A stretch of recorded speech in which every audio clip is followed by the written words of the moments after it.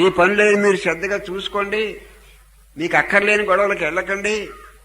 మీకు అవసరం లేని విషయాలకి మీరు వెళ్ళొద్దు. మీ జాగ్రత్తలో మీరు ఉండండి. ఇతరులకు ఏదైనా సహాయం చేస్తే చేసే శక్తి ఉంటే చెయ్యండి. చేసే శక్తి లేకపోతే వారందరూ బాగుపడాలి, వారి క్షేమంగా ఉండాలని భగవంతుని ప్రార్థించండి. మనకు భౌతికంగా వారికి ఏం చేయలేమనుకోండి ఇతరులకి, అయినా వారి క్షేమం గురించి మనం మనసులో ప్రార్థించవచ్చు. భగవంతుడు వారందరూ క్షేమంగా ఉండేటట్టు వారి యోగక్షేమాలు చూడమని మనం భగవంతుని ప్రార్థించవచ్చు.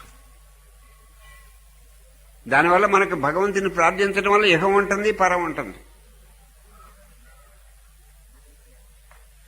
ఏదైనా ఒక విషయం గురించి మనం భగవంతుని ప్రార్థిస్తాం అనుకోండి, ఆయన ఇచ్చినా ఇవ్వకపోయినా మనం పవిత్రులు అవుతాం.